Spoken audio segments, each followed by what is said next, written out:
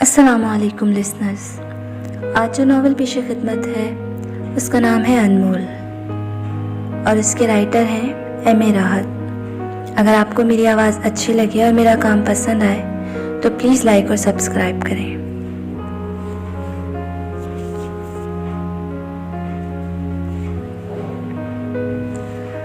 ساملی رات نے نڈھال ہو کر اجالے کی آغوش میں آنکھیں موند لی اور تاریکیوں کا رسیا سیراب نگاہوں سے اسے دیکھتا ہوا ہدلۂ شب سے باہر آ گیا۔ زمین پر زندگی جاگ اٹھی تھی۔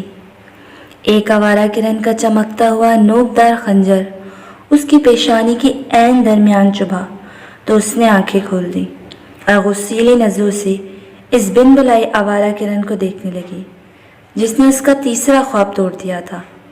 اس کے دانت بھینچ گئے اور جبڑوں کے مسل زبر آئے۔ ٹوٹے خواب کبھی نہیں جڑتے۔ اس خواب میں وہ تکمیل کی آخری منزل میں تھی۔ اس کا بدن سرخ زری لباس میں جھلملا رہا تھا، بالوں میں بیلا اور گلاب الجھے ہوئے تھے، بس مانگ میں افشاں رہ گئی تھی۔ بے اختیار اس کے ہاتھوں کی لمبی انگلیاں اس چوڑی اور لمبی مانگ کو ٹٹولنے لگی جس میں افشاں تھی، نہ بالوں کے گلاب، بیلے کی خوشبو بھی نہ تھی، بدن پر چبھن بھی نہ تھی۔ وہ دھیمی دھیمی چبھن جو سخت اور کھردرے ہاتھوں کی انگلیوں جیسی ہو، اس کے ذہن میں دھواں سا بھر گیا۔ آنکھوں میں خون جیسی سرخی ابھرنے لگی۔ اس نے آہستہ آہستہ کوہنیاں بستر سے نکالی اور شانوں تک دھس گئی۔ نرم اور قیمتی گدے سے اسے سخت نفرت کا احساس ہوا جو اس کے نازک سے بوجھ کو بھی نہ سنبھال سکا، اور وہ ایک جھٹکے سے اٹھ کر بیٹھ گئی۔ پوری زندگی ایک ہی جھٹکوں سے عبارت تھی۔ سہارے ملے کہاں تھے؟ یہ ٹوٹا خواب۔ کوئن مسکرا دیا اور اس کی سرخ آنکھیں اسے گھورنے لگی۔ کوئن کی آنکھوں میں تمسخر تھا۔ اس نے بچھے ہوئے ہونٹوں سے اسے دیکھا اور آہستہ آہستہ مسیری سے نیچے آ گئی۔ کوئن کی مضحکہ اڑانے والی مسکراہٹ اسے زہر لگ رہی تھی۔ یہ مجسمہ اس نے کتنی چاہت سے خریدا تھا، اسے بڑے اہتمام سے یہاں لائی تھی، اور آج اس پر مسکرا رہا تھا۔ سب نے یہی کیا ہے، سب نے۔ پیتل کے وزنی گلدان پر اس کی انگلیاں پیوست ہو گئی اور کوئن کی مسکراہٹ ریزہ ریزہ ہو گئی۔ وہ اس وقت تک کوئن کو توڑتی رہی جب تک اس کا سفید چینی وجود کرچی کرچی نہ ہو گیا۔ سرخ ایرانی قالینوں پر دور تک مجسمے کی کرچیاں بکھری ہوئی تھیں۔ اس نے زور سے لمبے گھنے سیاہ بالوں کو جھٹکا اور دیوار پر مونالیزا کی تصویر کو دیکھنے لگی۔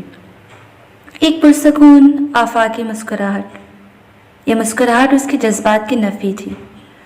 اسے تو کوئی قرب زدہ چہرہ درکار تھا، وہ چہرہ جو اس کے ٹوٹے خواب کے احساسات کا مظہر ہو۔ یہاں اس خوابگاہ میں ہر شے اس کی زر خرید تھی، ہر چیز اس کی غلام تھی، لیکن سب باغی، سب اس کے اس وقت کا احساس سے منحرف، اور وہ انتقام کی قدرت رکھتی تھی۔ مونالیزا کا چہرہ مسخ ہو گیا۔ کیوپٹ کے سنہرے تیر نے مونالیزا کو اس کے خدود و خال سے محروم کر دیا تھا۔ یہ ایک عقاب کے پنجوں میں پھنسی ہوئی چڑیا تھی جسے وہ دیر تک دیکھتی رہی تھی۔ سورج کی بے باک کرنیں کونے خدے سے تلاش کر رہی تھی اور جہاں سے موقع مل رہا تھا وہاں سے اندر داخل ہو کر ماحول کا جائزہ لے رہی تھی۔ وہ آہستہ آہستہ اس کھڑکی کی طرف بڑھ گئی جہاں سے پہلے جرم کا آغاز ہوا تھا۔ قیمتی موٹے پردے کا ایک گوشہ سرکایا گیا، وہیں سے ایک قیامت رونما ہوئی تھی۔ اس نے دیوار پر لگا بٹن دبایا اور پردہ ایک بار نغمہ بار آواز کے ساتھ سمٹنے لگا۔ شیشوں سے دوسری طرف کا منظر عیاں ہو گیا۔ روشنی کے شدائی پھول ہواؤں سے کھیل رہے تھے۔ بڑے سفید پھاٹک کے پاس باوری چوکیدار حکم کا منتظر تھا۔ سرخ بجری کی روش پر کار کے موٹے ٹائروں کے نشانات نظر آ رہے تھے۔ مالی بڑی سی کینچی لیے باڑ کی روش درست کر رہا تھا اور بائیں سمت کی گیلری میں بیگ صاحب اپنے وزنی وجود کو ویل چیئر کے سہارے دھکیلتے ہوئے آہستہ آہستہ آگے بڑھ رہے تھے۔ ان کی نظریں لہلہاتے پھولوں کی جانب تھیں اور وہ لمبی لمبی سانسیں کھینچ رہے تھے۔ دفعتاً وہ چونک پڑی۔ بیگ صاحب بے دھیانی میں سیڑھیوں کے بالکل قریب سے گزر رہے تھے۔ انہوں نے قدرتی مناظر کے شوق میں سیڑھیوں کے فاصلے کو نظر انداز کر دیا تھا۔ وہ کچھ اور آگے بڑھے کہ ان کی توجہ سیڑھیوں کی طرف نہ ہو سکے۔ انہیں یہ اندازہ نہ ہو پائے کہ ویل چیئر کا ایک ویل اوپری سیڑھی کے بالکل کنارے کے پاس سے گزر رہا ہے۔ بس ذرا سا رخ بدلے تو اس کا دل یک بارگی سے دھڑکا۔ بیگ صاحب نے کرسی تھوڑی سی آگے بڑھائی، چند انچ، اور بس چند انچ۔ وہ بڑبڑائی اور کرسی چند انچ اور آگے بڑھی۔ ساتھ ہی بیگ صاحب کا ایک ہاتھ فضا میں بلند ہوا، پھر دوسرا۔ کرسی اچھلی، بیگ صاحب چیخے اور اس کے حلق سے بے اختیار کہکا آزاد ہوا۔ بند شیشوں سے بیگ صاحب کی چیخیں اسے سنائی نہیں دے رہی تھی، نہ اس کا کہکا باہر سنا جا سکا ہوگا۔ غلطی ہو گئی، شیشے کھلے ہونے چاہیے تھے۔ ایک اور غلطی بھی ہوئی تھی، کاش ان سیڑھیوں پر قالین نہ بچھے ہوتے۔ اس نے مسرور انداز میں پردہ برابر کیا اور مسکراتی ہوئی غسل خانے کے دروازے کی طرف بڑھ گئی۔ ٹھنڈے پانی کی پھواریں سکون بخش تھیں۔ آنکھیں بند کیے بھیگتی رہی۔ باہر کئی بار دستک ہوئی، لیکن اس نے آنکھیں نہیں کھولی۔ بہت دیر کے بعد وہ جیسے نیند سے جاگے ہو، سبز ریشمی گاؤن کے بند باندھتی ہوئی وہ دروازے کے پاس آئی۔ دروازے کے باہر ملازمہ کھڑی تھی۔ کیا بات ہے؟ بیگ جی سیڑھیوں سے گر گئے ہیں، ملازمہ نے کہا۔ وہ چونک پڑی۔ ابو؟ اس کے حلق سے سرسراہٹ نکلی۔ ہاں جی، کسی کو آواز دیے بغیر بالکل باہر نکل آئے تھے۔ کرسی سیڑھیوں سے نیچے آ گئی۔ چوٹ لگی ہے؟ اس نے بدحواسی سے کہا۔ سر پھٹ گیا ہے، ناک سے خون بہہ رہا ہے۔ ڈاکٹر کو بلایا؟ وہ چیختی ہوئی بھاگی اور کئی سیڑھیاں پھلاگتی ہوئی نیچے آ گئی۔ کہاں ہے ابو؟ فرحت، ناصر کہاں ہے ابو؟ ابو کہاں ہیں؟ بڑے کمرے سے ناصر باہر نکلا اور اسے دیکھ کر ٹھٹک گیا۔ ڈاکٹر اعجاز بس آنے والے ہوں گے، فرحت نے ایک طرف ہٹتے ہوئے کہا، اور وہ اس کی بات سنے بغیر اندر داخل ہو گئی۔ بیگ صاحب اندر کاؤچ پر پڑے ہوئے تھے۔ ناصر فرسٹ ایڈ کورس لیے ہوئے تھا۔ اس نے سر پر پٹی کس دی تھی۔ ناک سے البتہ خون بہہ رہا تھا، باہر رینگ کر آ جاتا تھا جسے نرم روئی سے صاف کیا جا رہا تھا۔ ابو؟ اس کی رندی ہوئی آواز ابھری۔ آنکھوں سے آنسو لڑکنے لگے۔ آنکھیں کھولیں ابو، ناصر گیا ہے، گہرا زخم ہے۔ نہیں میڈم، کن پٹی کے پاس کھال پھٹ گئی ہے، البتہ منہ کے بل نیچے گرے تھے، اس لیے ناک پر گہری چوٹ ہے۔ ڈاکٹر اعجاز آتے ہی ہوں گے، ناصر نے کہا۔ ابو آنکھیں تو کھولیے، وہ درد بھرے لہجے میں بولی۔ رفیق پتھرایا ہوا کھڑا تھا۔ اس کی نظر رفیق کی طرف اٹھی تو وہ لرز کر بولا۔ میں نے کرسی پر بٹھایا تو مجھ سے بولے، رفیق چائے لے آؤ۔ میں نیچے آ گیا اور خود باہر نکل آئے تھے۔ غارت ہو جاؤ رفیق، ورنہ گولی مار دوں گی، جاؤ۔ وہ غرائی اور ملازم باہر نکل گئے۔ ڈاکٹر اعجاز نے دیر نہیں لگائی تھی۔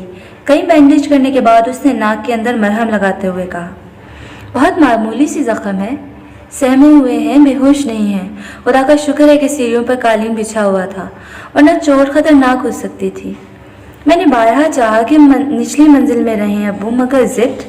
وہ سسک کر بولی، میں نے اس بار فولاد کو پہلی بار پگھلا ہوا دیکھا ہے۔ ایک ہی نام تو ہے میرا ڈاکٹر۔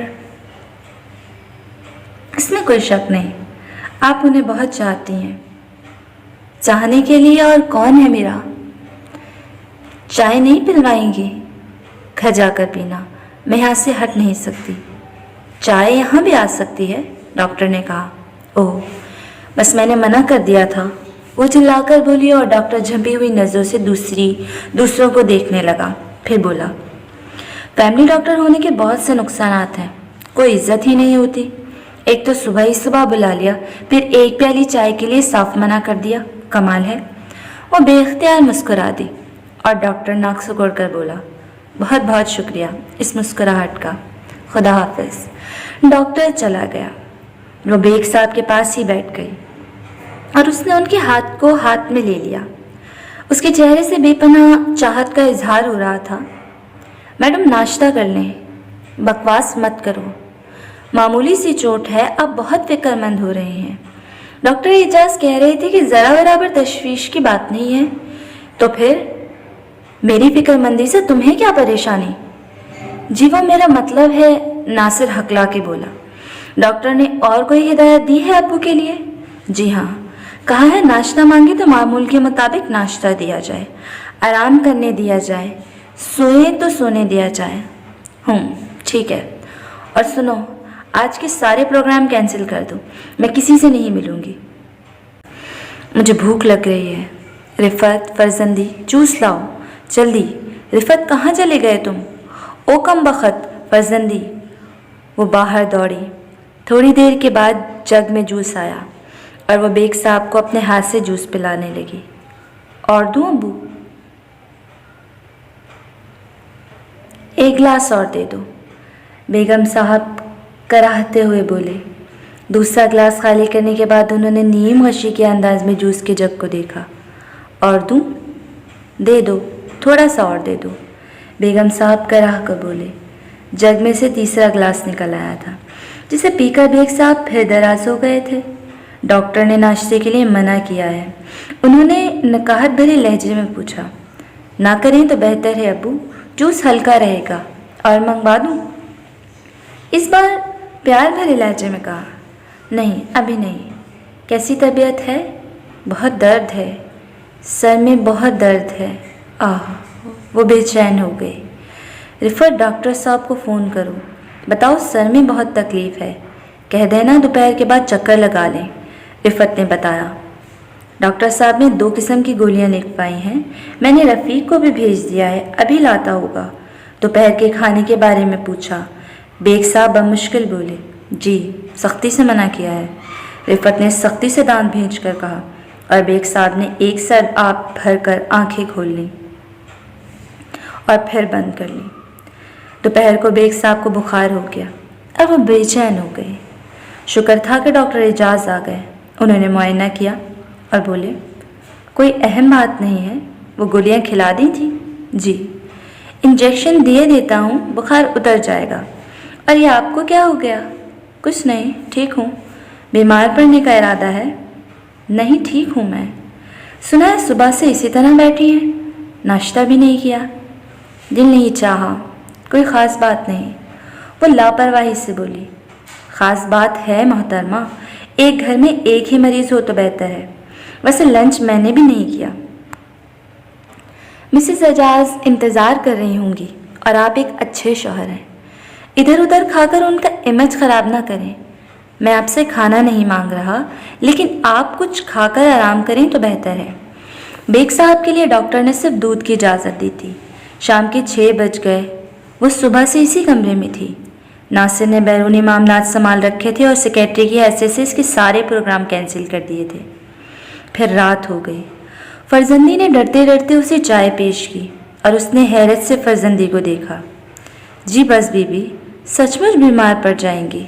ओह फरजंदी बुआ, कुछ बिस्किट पिला दो, उसने कहा और फरजंदी बाहर दौड़ गई। चाय के साथ बिस्किट खाते हुए उसने बेग साहब के चेहरे की तरफ देखा। वो सुकून से सो रहे थे और ये चेहरा देखती रही और अचानक उसके अपने चेहरे का रंग बदलने लगा। उसके खदोखाल में तीखापन आ गया। चाय का आखिरी घूंट लेकर उसने प्याली ज़ोर से पटक दी और फिर अपनी जगह से उठी। रफ़ीक, फरजंदी, कौन है बाहर? कोई है? उसकी आवाज़ बेहद करख थी। रफ़ीक और फरजंदी दोनों ही अंदर आ गए थे। इन्हें इनके कमरे में पहुंचा दो, वो गुर्राई। जी सो रहे हैं शायद, हिलाने से तकलीफ़ ना हो जाए। रफ़ीक ने कहा। सो गए हैं, मर नहीं गए। और फिर कौन से हाथ पांव टूट गए हैं? मामूली सी चोट है, सीढ़ियों पर कालीन ही पड़ा हुआ था कमबख्त। ले जाओ उठाकर और कमरे में डाल दो। ये कमरा अस्पताल का कमरा नहीं है, हर जगह का अलग मसरफ होता है। वो पाँव पटकती हुई दरवाजे की तरफ बढ़ गई, फिर दरवाजे में रुक कर बोली, और सुनो, कमरा अच्छी तरह साफ कर देना, सारा कमरा तबाह कर दिया है सुबह से। वो दरवाज़ा खोलकर बाहर निकल गई। अबे ओ हेड क्लर्क, चाय नहीं आई अभी तक? कमाल है यार, दफ्तर में हरामखोरी करते करते घर में भी तेरी ये आदत बन गई है। 1 घंटे से चाय का इंतज़ार कर रहा हूँ। शामी ने अखबार का सफ़ा उलटते हुए कहा। नल में पानी ही नहीं आ रहा यार, सर में साबुन लगा हुआ है, बाहर कैसे आऊं? गुसल खाने से फराज की आवाज़ आई। पानी नहीं आ रहा? किराए पर दे दिया था पिछले महीने का, कोई सियासी इख्तलाफ तो नहीं कर डाला? बकवास मत कर शामी, यार ज़रा फिर से एक बोतल दे दे, सर तो साफ कर लूँ। फ्रिज के पानी से सर धोएगा? शामी की आंखें हैरत से फैल गई। तो क्या करूं, अंधा हुआ जा रहा हूं। फ्रिज के पानी से सर धोएगा? उसने अपना मुंह खोला हैरत से। तो क्या करूं, अंधा हुआ जा रहा हूं, सर शाम हो जाएगा, होने दे, अब क्या किया जाए? यार जल्दी कर, उठ जा, लानत है कमबख्त, इत्मीनान से अखबार भी पढ़ने नहीं देता। शामी अखबार पटकता हुआ बोला और फिर उठकर फ्रिज की तरफ बढ़ गया। बोतल का पानी काफ़ी ठंडा था। उसने एक बोतल निकाली और गुस्ल खाने की तरफ बढ़ गया। नमूनिया हो गया तो मैं डॉक्टर के यहाँ नहीं लेके जाऊँगा, इन शेख साहब से निमटना ही पड़ेगा। हद कर दी है, किराया 2 दिन लेट हो जाए तो सुबह शाम खैरियत मालूम करने आ जाते हैं, ज़रूरी चीज़ों का ख्याल ही नहीं। खुदा की कसम उंगलियां टेढ़ी करनी पड़ेंगी। अबे कहाँ है बोतल? फराज ने गुस्ल खाने का दरवाज़ा थोड़ा सा खोलकर बाहर निकालते हुए मुँह कहा। हाय, ये तेरी कमर के नीचे सुर्ख निशान कैसे पड़ गया? शामी ने शरारत से कहा और फराज ने धड़ से दरवाज़ा बंद कर लिया। अबे ओ, बोतल ले रहा है या? कमाल है यार, बोतल बंद दरवाजे से कैसे दूं? शामी शरारत से बोला। तो तू बोतल के साथ खुद अंदर क्यों आ रहा है? दे यार, मुझे तकलीफ हो रही है। चल ले ले, तू भी क्या याद करेगा। शामी ने बोतल दरवाजे से अंदर दाखिल करते हुए खुद बावर्ची खाने की तरफ बढ़ गया, जहाँ चाय का पानी खोल रहा था। उसने चाय की 2 प्यालियाँ तैयार की और उठाए हुए बाहर निकल आया। थोड़ी देर के बाद फराज भी बनियान और लुंगी पहने तौलिए से सर आंखों को रगड़ता हुआ बाहर आ गया। शेख साहब को दुरुस्त ना कर दिया तो मेरा नाम भी फराज नहीं, जानवर समझ रखा है, कभी पानी गायब और कभी बेटी गायब, लानत है। लाओ चाय दो, फराज ने आंखें भींचते हुए कहा। शेख साहब बेवकूफ़ नहीं है, चारों तरफ से महतात रहते हैं। वैसे ये मिस शम्सा की वापसी है कब तक? शामी क्यों बोर कर रहा है? कमबख्त हफ्ते में 1 दिन मिलता है नहाने धोने के लिए और इस दिन भी पानी गायब। फराज ने बेजार लहजे में कहा।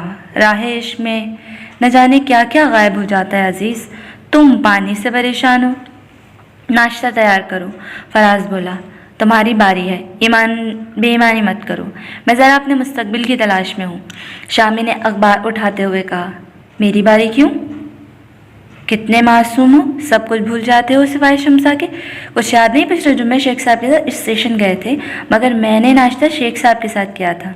मैंने तो खुद घर पर किया था ना, और तैयार भी खुद किया था, वो किसी हिसाब में नहीं। तेरे पास लड़ने के लिए बहुत वक्त है। ठीक है, मैं तैयार कर लूँगा। असूल असूल होते हैं। इश्तहार पर 27 साला बांझ, इंतहाई खूबसूरत बेवा, तन्हा, खुद मुख्तार, ज़ाती इंडस्ट्री, ऐसा शख्स जो बिन से संभाल सके, 10 करोड़ रुपए के सरमाए से मज़ीद कोई मुनाफा बख्श कारोबार कर सके, शादीशुदा भी कबूल है। कैसा रहेगा?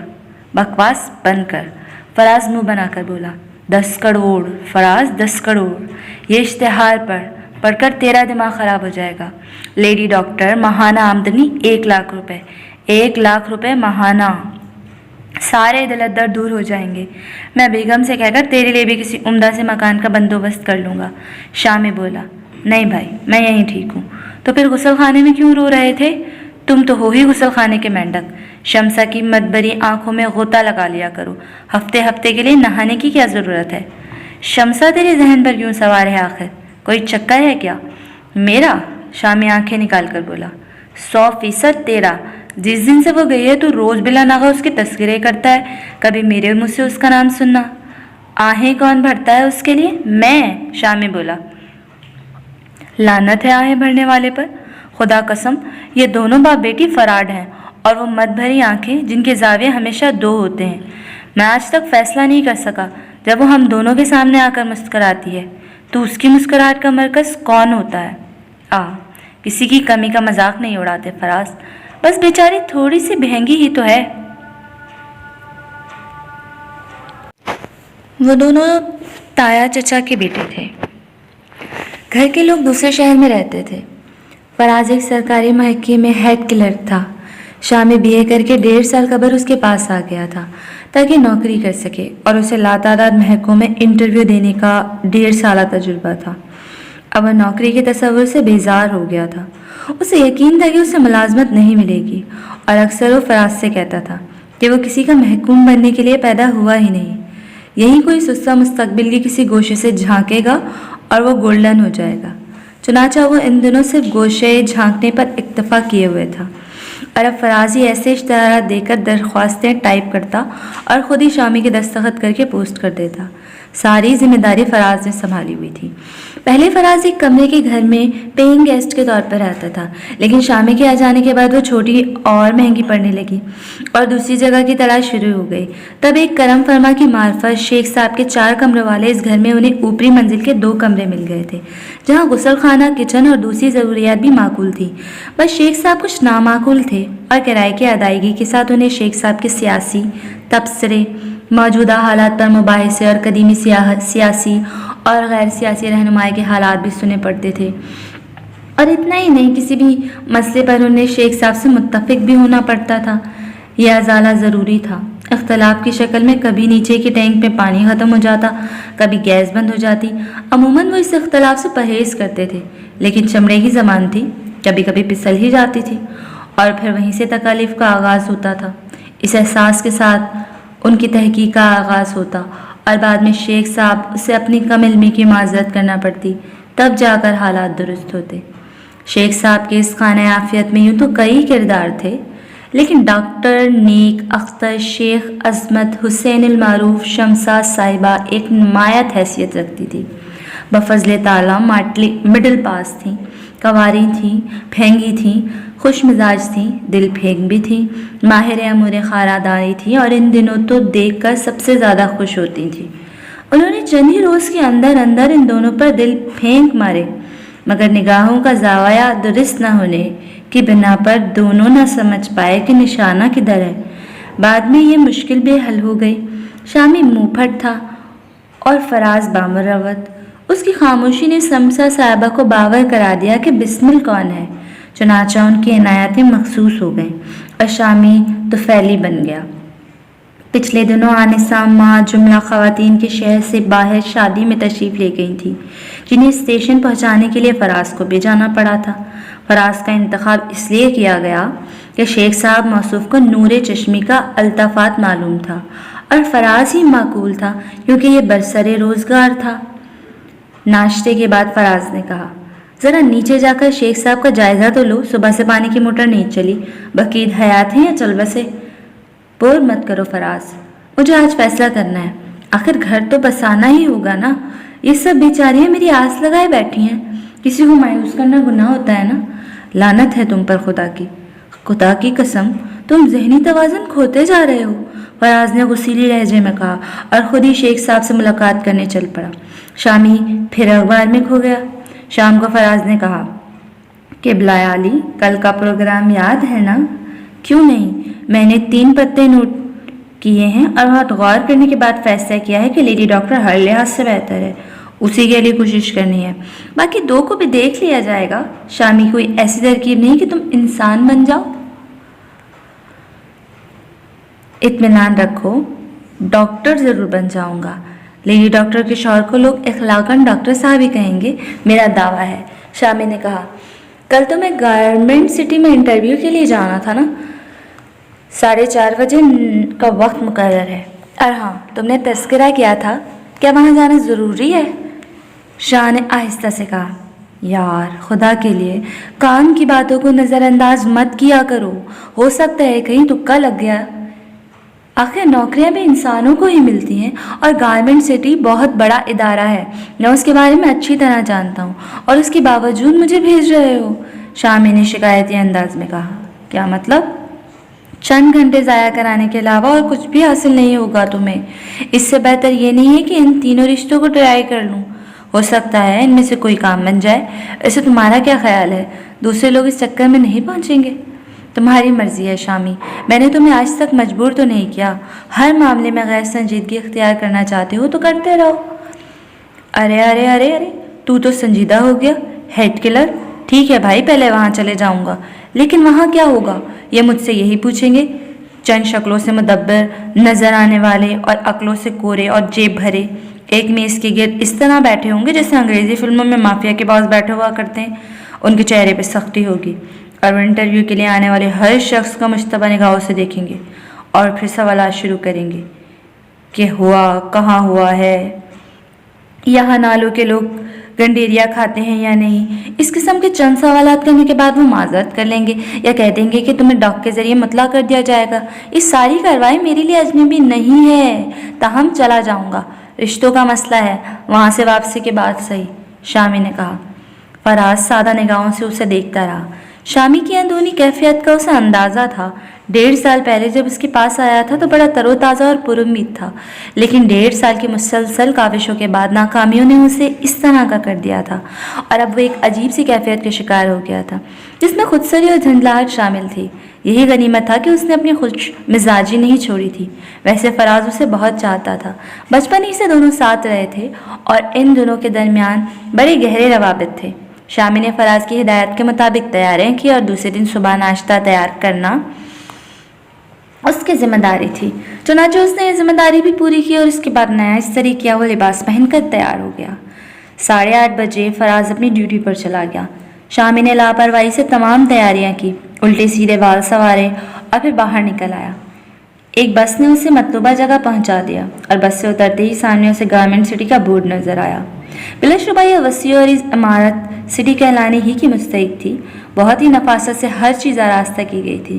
بڑے سے صدر گیٹ سے اندر داخل ہوا تو اسے بہت سے مارکیٹنگ مینیجرز نظر آئے جو انٹرویو کے لیے تیار تھے۔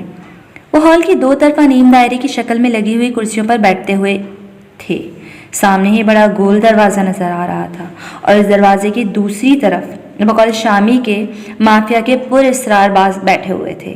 کام مقررہ وقت پر ہی شروع ہو گیا تھا۔ اس بات پر شامی کو ذرا حیرت ہوئی، ورنہ یہ باس قسم کے لوگ اکثر 9:30 بجے کا وقت دیں تو 12 ساڑھے 12 بجے کے قریب انٹرویو شروع کرتے ہیں۔ اس سلسلے میں شامی کے تجربے نے یہاں تھوڑا سا دھوکہ کھایا تھا۔ بہرحال انٹرویو کا آغاز ہوا، امیدواروں کو اندر بلایا جانے لگا اور وہ منہ لٹکائے واپس آتے رہے۔ پھر شامی کی باری آئی اور وہ اٹھ کر اندر چل پڑا، لیکن اندر اس کے اندازے کے مطابق مافیا کے باس نہیں تھے۔ ایک خاتون بیٹھی ہوئی تھی تو درمیان میں تھی، ان کے برابر ایک صاحب بیٹھے ہوئے تھے اور ان سے کچھ فاصلے پر ایک لڑکی جس کے پاس فائل کی انبار تھے۔ لڑکی نے غالباً شامی کا فائل ان خاتون کے سامنے رکھ دیا۔ خاتون نے فائل کھولا، چند لمحات اس پر نگاہیں دوڑاتی رہیں اور پھر اسے برابر بیٹھے ہوئے معمر شخص کے حوالے کیا۔ شامی کو سامنے کرسی پر بیٹھنے کی پیشکش کی گئی تھی اور وہ شکریہ ادا کر کے بیٹھ گیا تھا۔ معمر شخص نے کہا، آپ کا نام احتشام احمد ہے؟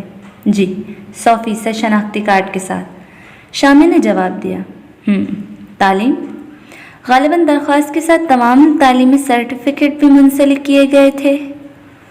SC کیا ہے میں نے، شامی نے جواب دیا۔ BSc کرنے کی کوئی خاص وجہ؟ جی ہاں، کیا؟ ابا نے کہا تھا کہ سائنس پڑھو، سائنس پڑھی۔ میرا مطلب ہے آپ کا اپنا کوئی تصور نہیں اس سلسلے میں؟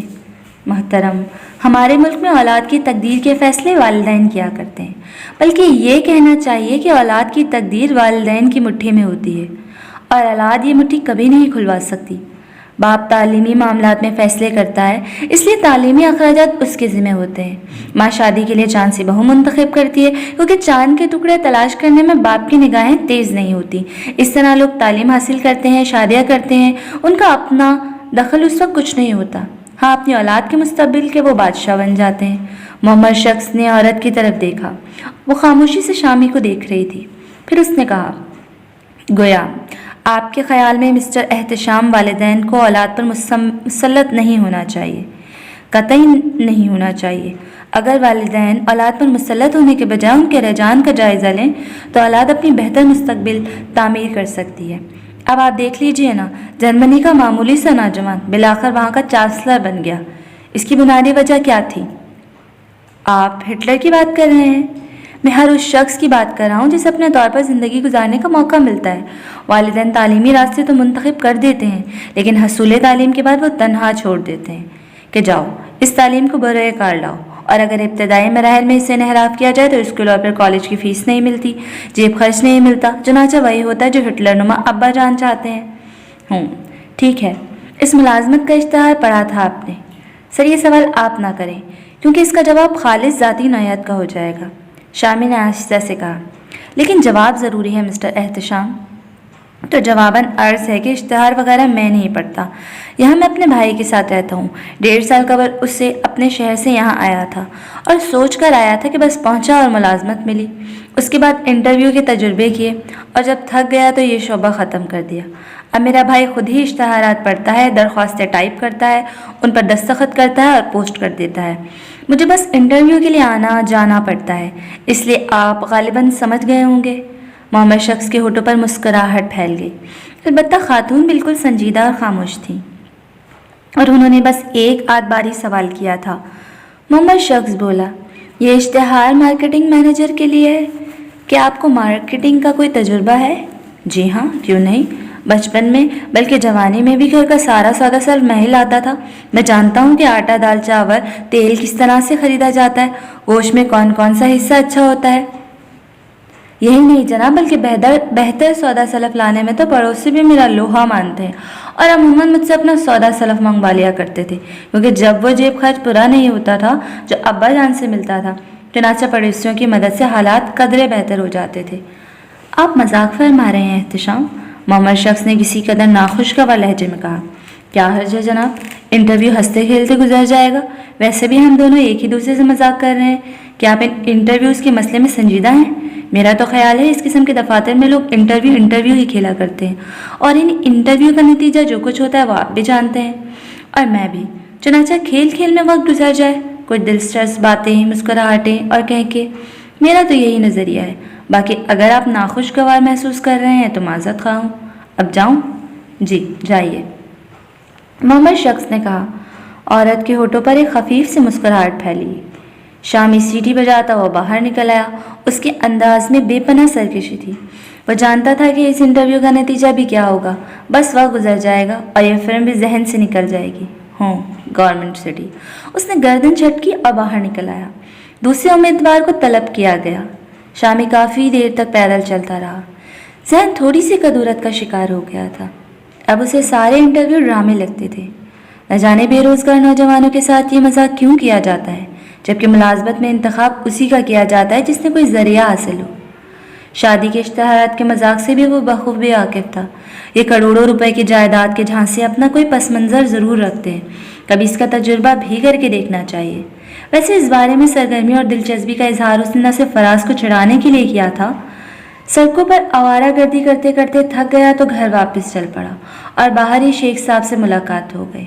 آہا احتشام میاں، کیسے مزاج ہیں آپ کے؟ ٹھیک ہوں، آؤ چائے پلاؤں۔ پتی ختم ہو گئی تھی، دکان سے لینے گیا تھا۔ چائے کے تذکرے پر وہ شیخ صاحب کے ساتھ اندر داخل ہو گیا۔ حاجت بھی محسوس ہو رہی تھی۔ شیخ صاحب اسے بیرونی حصے میں بٹھا کر چائے لینے چلے گئے، پھر 2 پیالیاں اٹھائے اندر آ گئے۔ گھر میں بچے نہ ہو تو پتہ چلتا ہے کہ گھر کیا ہے، سارے کام خود کرنے پڑتے ہیں۔ 1 ہفتے میں ہی چولیں ہل گئی ہیں۔ چچی جان کب تک واپس آ جائیں گی؟ شامی نے جلدی جلدی چائے کے گھونٹ پیتے ہوئے کہا۔ بس 1 آدھ دن میں۔ اور سناؤ، سیاست کیا کہہ رہی ہے آج کل؟ اوہ نہیں، اس کا نام سیاست نہیں، فرحت ہے، آپ کی سننے میں غلطی ہوئی ہوگی، شامی نے کہا۔ کس کا نام فرحت ہے؟ میری ہونے والی منگیتر کا۔ کہتی ہے برسر روزگار ہو جاؤ، دنیا پوچھے گی لڑکا کیا کرتا ہے تو کیا کہوں گا؟ لا حول ولا قوت۔ میں تمہاری منگیتر کے بارے میں نہیں، ملکی سیاست کے بارے میں بات کر رہا ہوں۔ اس وقت صرف فرحت کی بات ہو سکتی ہے، آپ سمجھے؟ 1 پیالی چائے میں سیاست کھول کر پلائیں گے۔ وہ خالی پیالی رکھ کر اٹھ کھڑا ہوا اور پھر باہر نکل آیا۔ شیخ صاحب حیرت ذرا اسے دیکھتے ہی رہ گئے۔ مرزا سخاوت دیندار انسان تھے، دینی تعلیم حاصل کی تھی اور پوری زندگی اسی پر عمل پیرا تھے۔ 5 وقت کی نماز اور رمضان بھر کے روزے اور ان کا اہتمام، بلکہ ان کے شناساؤں کا کہنا تھا کہ مرزا جی کے ہاں ماہ رمضان میں 30 دن تک عید رہتی ہے۔ جوانی میں والدین کے اطاعت گزار تھے، شادی کے بعد بیوی کے وفادار۔ کیا مجال جو کسی عمر میں کسی کو غلط آنکھ سے دیکھا ہو۔ ہاں، دوسروں سے بھی دینی حقوق کے حصول میں کسر نہیں چھوڑتے تھے۔ चुनाचा हर शख्स की हद मुकर्रर थी। 3 बेटियों और 2 बेटों के बाप थे। सबसे बड़ा सज्जाद, उनसे छोटी ताबिंदा, फिर जवाद और आखिर में रशिंदा और फरखंदा थी। विरसे में कपड़े का कारोबार मिला था, जिसे बहुत अरसे चलाते रहे। बाद में अड़हद का काम शुरू कर दिया, जो ज़्यादा मुनाफा बख्शा और हालात काफ़ी बेहतर हो गए। बेटियों की तालीम के रवादार नहीं थे। गर्ल्स स्कूल से मैट्रिक के बाद ताबिंदा पर पाबंदी लग गई। ये मैट्रिक भी बस लोगों के समझाने बुझाने पर कराया था, वरना ताबिंदा ने जिस दिन से दुपट्टा सजाया था उसी दिन से उन्होंने ज़्यादा तालीम की मुखालफत शुरू कर दी। ताबिंदा अलबत्ता तालीम की शौकीन थी। मैट्रिक के बाद बड़ी रो कदर और बलाखिर ये तय पाया कि ताबिंदा प्राइवेट बीए कर ले। उसके लिए इंतज़ामात कर लिए गए थे और ताबिंदा ने उससे फ़ायदा उठाया। सज्जाद एमए कर रहा था और पढ़ाई में ताबिंदा की मदद करता था। इस तरह ताबिंदा ने बीए कर लिया। जवाद भी बीए से निकल गया। रक्षिंदा और फरिंदा अभी छोटी क्लासों में पढ़ रही थी, इसलिए कोई मसला नहीं था। एमए के बाद सज्जाद ने मुलाजमत तलाश करना शुरू किया और खुशकिस्मती से वो कामयाब भी हो गया। मिर्ज़ा साहब की खुशियों का ठिकाना नहीं था। सारी ज़िंदगी की नेकियां काम आई थी। जहनी सुकून मैसर हुआ था। बेटे से पूछा, मियाँ तनख्वाह क्या मुकर्रर हुई? अब्बू 2500 मिलेंगे। कहा गया है कि उसके बाद काम पर निगाह रखते हुए इजाफा हो जाएगा। माबूद करीम बरकत दे।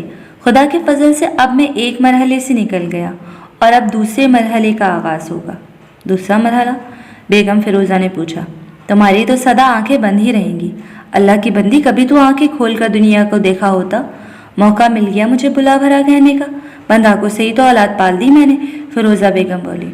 औलाद की जिम्मेदारियां वालिदैन की ज़िंदगी में ख़त्म नहीं हो जाती नेक बीबी, ये तो मरते दम तक जारी रहती हैं।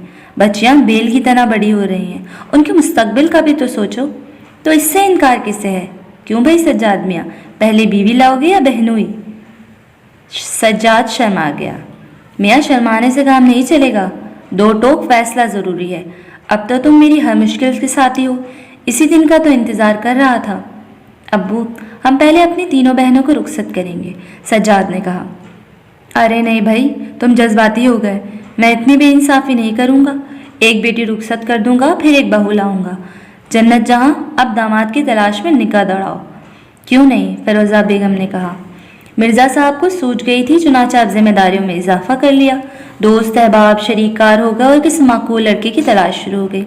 लड़कियां बेमिसाल थीं और ख़ानदान खराब, इसलिए कई रिश्ते आए, लेकिन मिर्ज़ा साहब को पसंद नहीं आए। बहरहाल तलाश जारी रही। फिरोज़ा बेगम भी निगाह दौड़ा रही थी।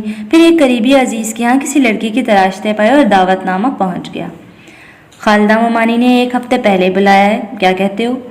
यानी इस लघुयात पर कोई तबसरा भी करना पड़ेगा मुझे, मिर्ज़ा साहब ने कहा। लघुयात?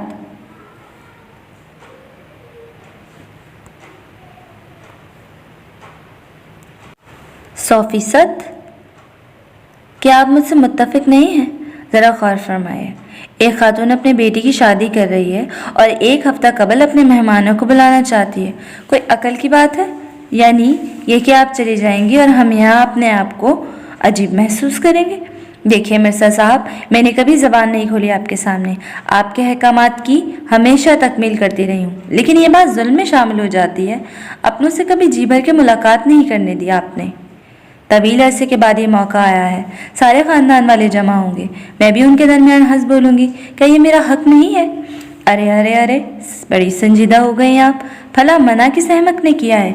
शादी में शिरकत फरमाइए और घर वापस आ जाइए। भला हमने रोका है कभी? आप भी दीनदार हैं मिर्ज़ा साहब, अहकामात खुदाबंदी की पैरवी करते हैं, तो क्या इसमें ये बात शामिल नहीं कि किसी की दिलजोई भी की जाए? मैंने कब आपसे ज़िद की? बच्चियां तो पूरे ख़ानदान से कटी हुई हैं, कब मिलती हैं किसी से? एक ज़रा सरसरी मुलाकात हो गई, ये भी कोई मुलाकात है आखिर? उन्हें पराए घर भेजना है आपको, अभी से उनके अरमान मारेंगे तो क्या याद करेंगी मैके को?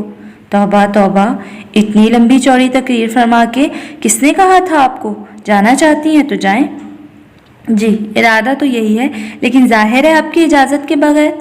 भाई मोहब्बत की बात नहीं करती आप, बस यही सोचती हैं कि हमने आप पर जुल्म किया, अजीज़ों से दूर रखा। ये नहीं सोचती कि आपकी जुदाई कभी बर्दाश्त ही ना हो सकी। खैर, कब जाना चाहती हैं? इजाज़त के दें तो 1 आध दिन में चली जाऊंगी। दूसरे शहर का मामला है, चंद रोज़ रहकर वापस आ जाऊंगी। ٹھیک ہے، یہ کڑوے گھونٹ پی لیں گے بھائی، چلی جائیے، تیاریاں کیجیے، تینوں بچیوں کو بھی ساتھ لے جاؤں گی۔ ابھی آپ نے عجیب بات کی، کیوں؟ کیا بچیوں کو چھوڑ کر چلی جاؤں؟ نہ بابا نہ، ان سے تو نہ میرا جانا بہتر ہے۔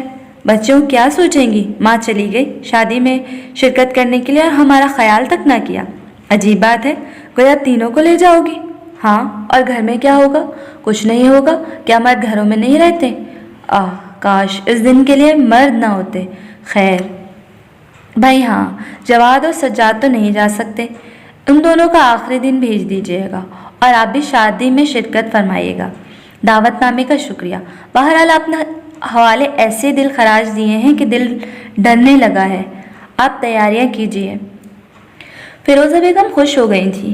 میکے کا خاندان سب بڑا تھا، لیکن سچائی یہی تھی کہ جس دن سے رخصت ہو کر مرزا صاحب کے گھر آئی تھی، گھر والوں سے ملنا جلنا بس ثانوی سا ہو گیا تھا۔ مرزا صاحب اتنی محبت کرنے والے تھے، یہ احساس ہی نہ ہونے دیا کہ کسی غیر کے گھر میں آئی ہیں۔ ملنے جلنے میں کمی بھی نہیں تھی انہوں نے، لیکن کبھی بھی ایک آدھ دن سے زیادہ نہ چھوڑا، اور یہ بات بھی بہت پرانی تھی۔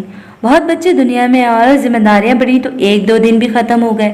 ہاں، جب کسی سے ملنے کو جی چاہتا تو مرزا صاحب نے انکار نہ کیا، بلکہ خود ہی ملانے کے لیے لے جاتے، وہ اپنے ساتھ ہی واپس بھی لے آتے۔ بہت عرصے کے بعد فیروزہ بیگم کا جی چاہا کہ خاندان والوں کے ساتھ چند روز گھل مل کر گزارے۔ خاص طور پر بچیوں کا بھی خیال تھا، بیچاریاں گھر کے ماحول میں پروان چڑھی تھی، باہر کی دنیا نہ دیکھنے کے برابر تھی۔ مرزا صاحب کے یہاں کسی دوست وغیرہ کی تقریب ہوئی تو مرزا صاحب بڑی پابندیوں کے ساتھ لے کر جاتے تھے، وہ بھی بیگم صاحب کے ساتھ زیادہ ایک نہ ایک بچی جاتی تھی، دوسری تقریب میں دوسری بچی شریک ہو جاتی تھی، یوں لوگوں سے ملنا جلنا لگا رہتا تھا۔ یہ پہلا موقع تھا کہ مرزا صاحب نے ان سب کو اجازت دی تھی، اور وہ بھی شاید فیروزہ بیگم کے بے حد اصرار پر۔ بہرطور وہ بیگم سے ہمیشہ ہی تعاون کرتے تھے، اور بہت کم فیروزہ بیگم کو ان سے شکایات کے موقع ملتے تھے۔ تیاریاں ہوئیں، لڑکیاں بے حد خوش تھیں۔ ایک ہفتہ گھر سے باہر رہنے کا موقع ملے گا اور دلچسپیاں سمٹی جائیں گی۔ جس لڑکی کی شادی ہو رہی تھی وہ بھی ان سب کی بے حد پرتکلف تھی، اور پھر خاندان کے سب افراد جمع ہوں گے، سب سے ملنا جلنا ہوگا، خوب مزہ رہے گا۔ تیاریاں کی گئیں اور اس کے بعد مرزا صاحب نے انہیں ریل میں بٹھا دیا۔ جواد کو ساتھ کر دیا گیا تاکہ وہ چھوڑ کر واپس آ سکے۔ دقت تو ہوگی، لیکن یہ ضروری تھا۔ جواد کے تعلیمی مشاغل میں کوئی رکاوٹ برداشت نہیں کی جا سکتی تھی۔ خالدہ بیگم یا خالدہ ممانی بہت محبت کرنے والی تھی۔ بہت دنوں کے بعد ایسا موقع آیا تھا، چنانچہ اس خاندان کو انتہائی پرمسرت انداز میں خوش آمدید کہا گیا۔ بڑی سی حویلی میں بے شمار کمرے تھے، ان لوگوں کے قیام کے لیے بھی بندوبست کیا گیا تھا، وہ سب خوشی سے پھولے نہ سمائے۔ گھر بھرا ہوا تھا، پرانے طرز کے لوگ تھے، رشتہ دار جن کو شادی بیاہ کے موقع پر بہت پہلے سے بلا لیا جاتا تھا، اور شادی کا ہر دن شادماں گزرتا تھا۔ چنانچہ اس وقت بھی کئی بیرونی رشتہ دار آئے ہوئے تھے۔ میل ملاقاتیں ہوئیں، تعارف ہوئے، اور فیروزہ بیگم کی خوشیوں کا ٹھکانہ نہ رہا۔